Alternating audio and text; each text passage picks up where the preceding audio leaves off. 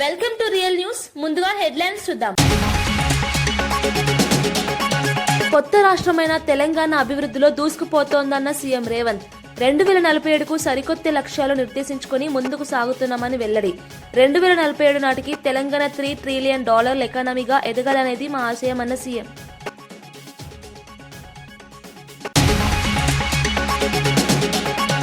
కాంగ్రెస్ ప్రభుత్వ ప్రజాపాలనకు 2 ఏళ్లు పూర్తి అయ్యాయన్న మంత్రి శ్రీధర్ బాబు. హైదరాబాద్ ఉత్పత్తి, నిర్మాణ రంగాల్లో అనేక రాష్ట్రాలకు ఆదర్శంగా నిలిచామని వెల్లడి. అనేక విభాగాల్లో తెలంగాణ దూసుకెళ్తోందని వ్యాఖ్య. మౌలిక వసతుల కల్పనలో మనమే ముందున్నామన్న మంత్రి. మల్లారెడ్డి పూలు, పాలు అమ్మి 1000 ఎకరాలు కబ్జా చేశారని కవిత ఆరోపణ. మేడ్చల్లో కనీస వసతులు కల్పించడంలో విఫలమయ్యారని విమర్శ.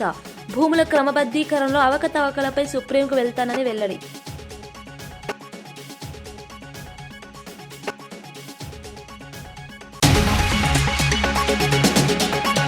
గ్లోబల్ సమ్మిట్ పై కేఏ పాల్ తీవ్ర విమర్శలు. రేవంత్ రెడ్డి 2 ఏళ్ల కాలంలో వరస్ట్ ముఖ్యమంత్రి అయ్యారని వ్యాఖ్య. రేవంత్ రెడ్డి తన పదవికి రాజీనామా చేయాలని డిమాండ్. దోచుకునే వారే గ్లోబల్ సదస్సుకు వస్తున్నారని ఆరోపణ.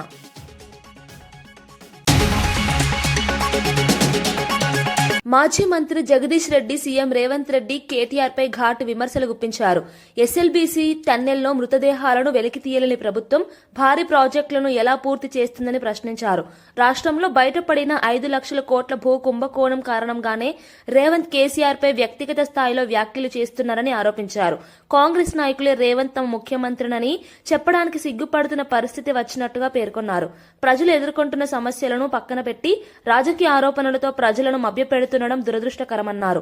అభివృద్ధి పేరుతో జరుగుతున్న కార్యక్రమాలు కేవలం ప్రచార ప్రకటనలేనని, రాష్ట్రానికి ఉపయోగపడే పనులు